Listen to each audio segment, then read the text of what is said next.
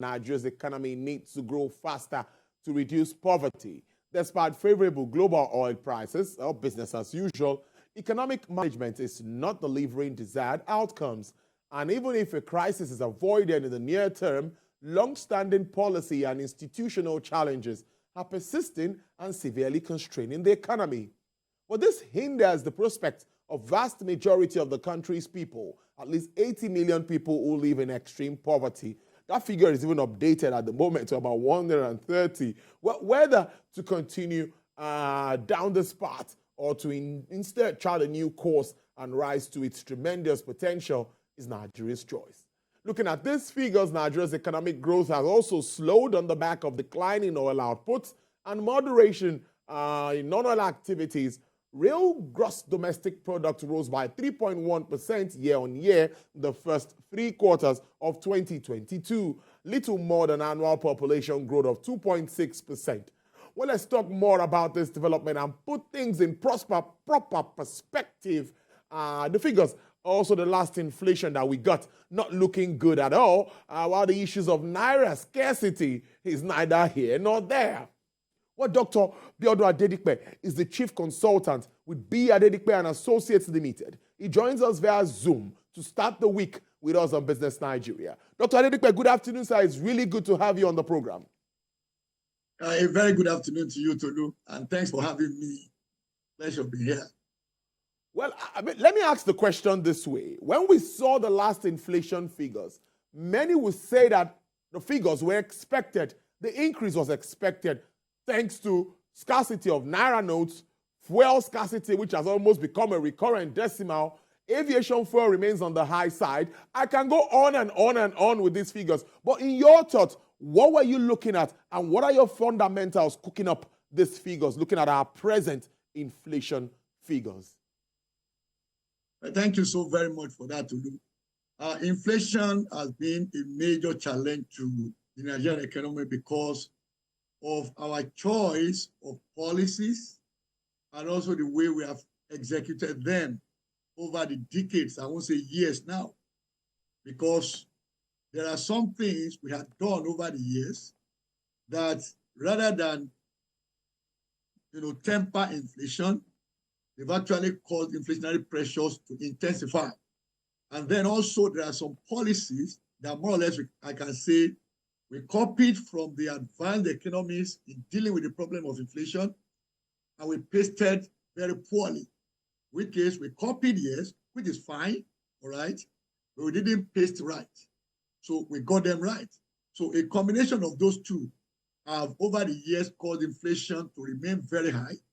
And in fact, I would say also historically, the episodes where we had inflation go to single digits were more of maybe a chance in the sense of buoyancy and that confidence that the consumer had in the sense of what to expect tomorrow. So expected inflation was shaping current one that brought inflation to single digits in those short-lived era.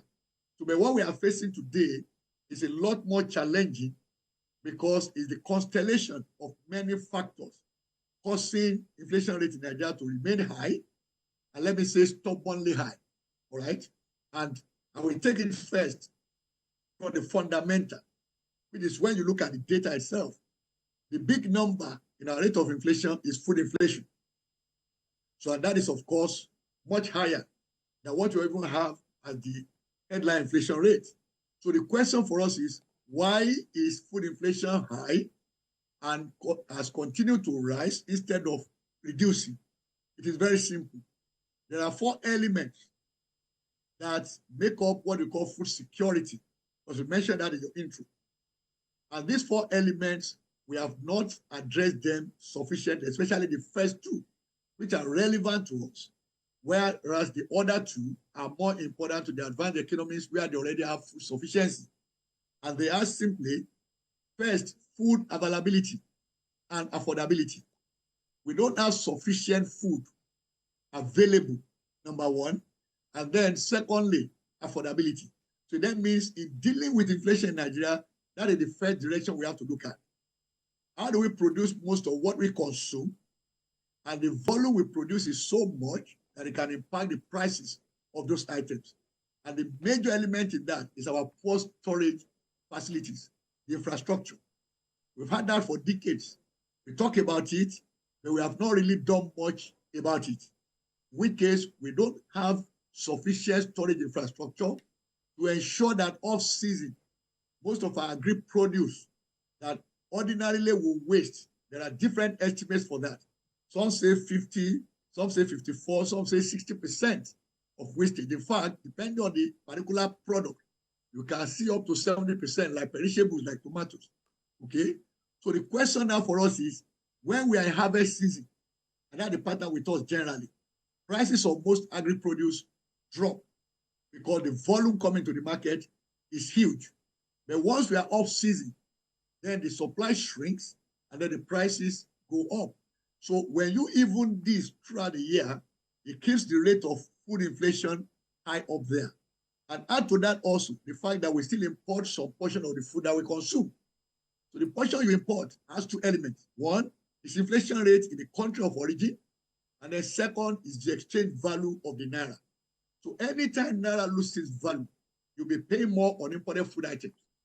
And so when you combine all of this, it means the direction everything points to is the fact that we are not producing enough locally of what we consume, and we don't have the sufficient storage infrastructure to ensure that there is, a steady flow of those products into the market all through the year, on and off season. So that's the fundamental thing. Now, the other side to it is related to what you also said, and that is, how have we addressed the problem of inflation? Nigeria is an import-dependent country. Okay, on the average for 2022, we imported a foreign trade data pointed out that on a monthly basis, we're importing goods worth 1.863 trillion naira.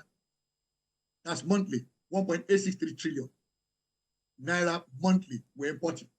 Now, if you use the official rate to convert that, that gives you about $4.3 billion every month we pay on imports. So which means then that anytime our currency loses value, it means it affects many of those items that we now import, both oil and non-oil products. And that again invariably filters into our domestic rate of inflation. Then the third one, which you mentioned also interestingly, is the policy booking that we have. Whenever policy doesn't inspire confidence in consumers, there's a tendency for those who sell to always mark up their prices. And so, number one, consumers expect it. On the other hand, those who sell also price that expectation into their products. And so, ultimately, inflation is being driven by many factors in Nigeria. And so, we feel the impact, we feel the pressure, we feel the heat in every area of our life. Cost of living ticks up. Of course, cost of doing business also ticks up. And so, it's a spiral that we cannot address by looking at the symptoms. Rather, we should look at the root causes. That's my first response. Interesting, Doc, and well detailed. But when we want to address this, I'll ask this way. The CBN has done a lot, and we keep identifying with what they've been doing. Up till now, they keep doing it.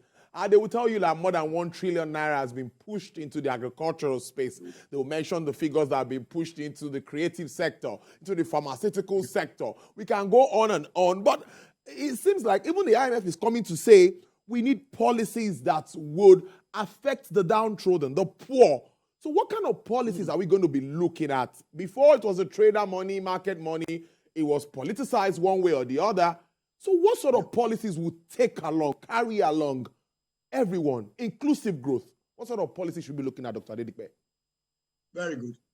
Now, for that to happen, the question will be more about what are the kind of economic activities happening at the bottom of the pyramid. And that makes us to now look at hard data.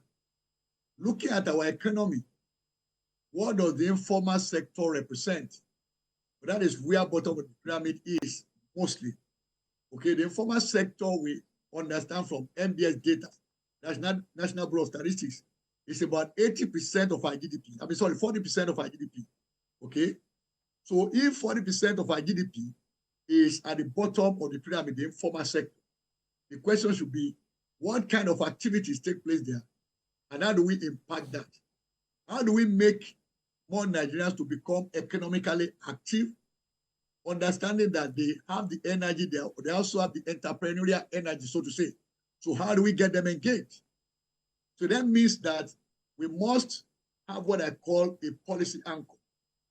A policy anchor means there are certain sectors of the economy that want to anchor our development around. We must also clearly separate between economic sectors and enablers. And I'll just mention 3 enablers here that we can all relate with easily. Infrastructure is an enabler. Education is an enabler. Okay? Health is also an enabler. They all connect to productivity. So, but the issue now is if you interrogate our GDP and the contributions to it by different sectors of the economy using official data, they also point to you which particular sectors contribute the most to our GDP. And there are 6 of them steadily in the last 10 to 12 years. And that is agriculture. You see there trade, ICT, manufacturing, mining and quarrying, and real estate. And I'll give an example here. If you look at what the Chinese government did in the last 4 months, okay, 2 things specifically to re-energize the economy toward their objective of eradicating extreme poverty. But that's what it's all about. And they came to an understanding clearly from their data that the real estate sector accounts for a significant portion of their GDP. It used to be around 34%. I don't know what it is right now. Okay? So what the Chinese government did was, number 1, revise the zero COVID policy that will enable now contact-intensive economic activities to happen. That's 1. 2, they looked at the real estate sector that contributes significantly to their GDP and said, if our economy will turn around, if we truly impact poverty and eradicate extreme poverty, then we need to intervene in the real estate sector. So they approached the banks that were carrying bad and non-performing loans from the real estate sector and provided a fund to intervene in that sector, in which case we can restart growth in that sector in order to restart our economy. As at this morning that we are speaking today, okay, the projection is that the Chinese economy will likely grow by 5% this year, better than what was expected at the beginning of this year. So it is that kind of approach where we now say, okay, if agriculture dominates contribution to our GDP, what do we need to change in agriculture that will also affect every aspect of the value chain of those in agriculture? I mentioned the issue of storage infrastructure that is in deficiency, in Nigeria. So what can we do there? So in which case, what makes a farmer, just to use a farmer to illustrate, to remain in steady income throughout the year? And that is, it works through what we might call a price guarantee. Price guarantee means that if you go to your farm this year to cultivate a particular produce, when it is harvest time, no matter what the market is saying, the government through a particular agency appointed for that guarantees that you will get this price per ton for your output. In which case, it is not about what the market is saying. It's an assurance that, look, my friend, forget about the risk of markets in this instance. You just go to your farm, go and produce. When you bring out your output, you will get it sold at this guaranteed price. So if the market doesn't take it up, government now intervenes and takes that, and we have a storage system, whether public-private partnership or whichever model you want to adopt for that, to now put those produce in that storage facility so that off-season, that particular good gets into the market, that impacts inflation rates, okay? But on the other hand, the farmer producing it, who is at the bottom of the pyramid, gets guaranteed income. So if he is assured that this year, post-harvest, he knows that if he goes back to the farm the next season, he's assured of what he will make as income, insofar as he can do a projection of how many tons he will produce. So do that across the sectors that produce most of your value. Those 6 sectors I mentioned earlier on have contributed on the average between 77% and 82% of our GDP. So if I were to advise the government there, I would say we should pay more attention to those sectors. All right? So, and of course, the other side now is manufacturing, which you just mentioned. The CBN intervened in some sectors, quite all right, some subsectors of manufacturing. That's fine. It's in the right direction. All right? But the question is, what value have we extracted for those interventions? And that becomes the issue. So in Nigeria, therefore, what I see generally is that we do come up with policies, interventions here and there, but we don't pay much attention to the value we extract from there. So where are the leakages? Why are they happening? What can we do to prevent leakages so that the value we get out of such intervention at the end of the day is greater than the value committed to the process? That is the way I believe we should take this economy going forward. In which case now, the economy can grow and create jobs in the process. Not like the scenario we had 2000 to 2014, when we grew at an average of 6.2% per annum, but we're growing the economy strongly, but we're not creating jobs.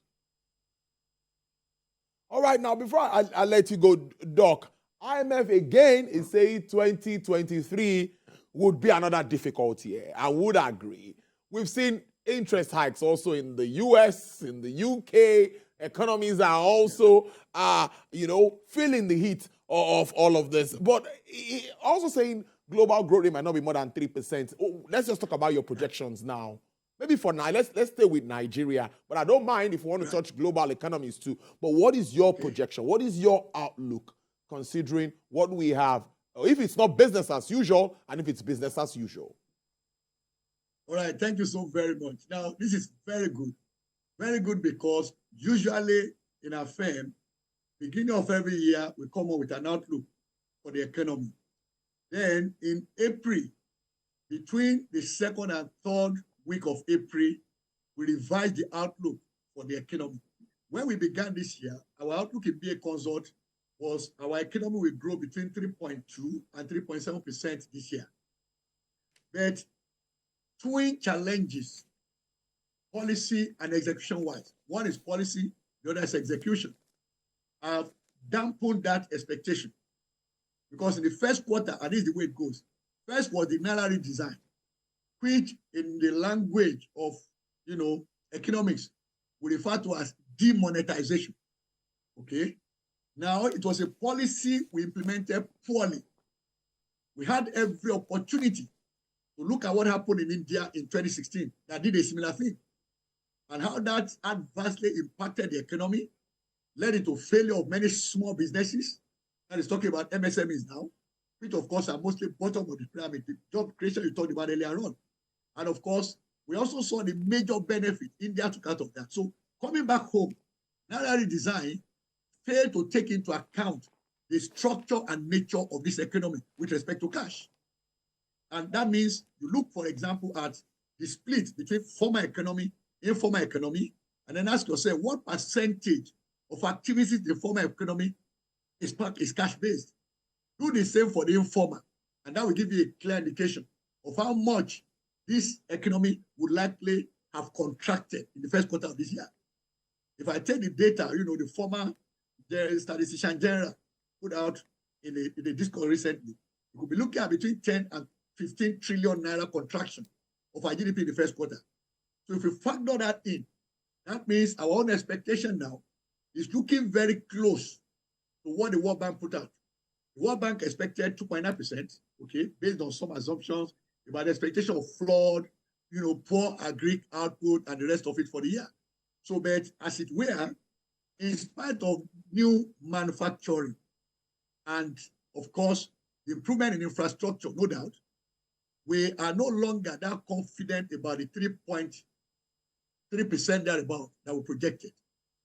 So what we are now looking out for is what the president-elect will do. We have some bit of comfort in the indication that the law signed into, the bill signed into law by President Buhari, that the president-elect, once he's sworn into office, must put his cabinet together within 60 days. Indication came from his men that we do that within 30 days. That's good news. Then we also now look at that cabinet. Who are the people we have there? what is the antecedent, then capacity to implement policies. That will become the key issue for us. So by the time we now get to July, maybe we revisit this. Then the light of fare scarcity and the Watch Naira redesign policy implementation, we see the economy not growing as strongly as we saw some 3 months ago. We see it growing close to 3%, maybe less than that. You recall, World Bank says our economy will grow by 2.9%, and IMF is around 3.1, thereabout. Okay, so we are now looking closer to that. There's a dampening that we see first quarter bringing. But maybe when we now see the cabinet, and of course the policy direction, we might revise that by the time we enter the third quarter of this year. It's always great having you join the show. Thank you so much for starting the week with us. Dr. Biodo Adedikpe, thank you, Chief Consultant B. Adedikpe and Associates Limited. Do have a profitable week. Thank you so very much for having me. God bless. All right.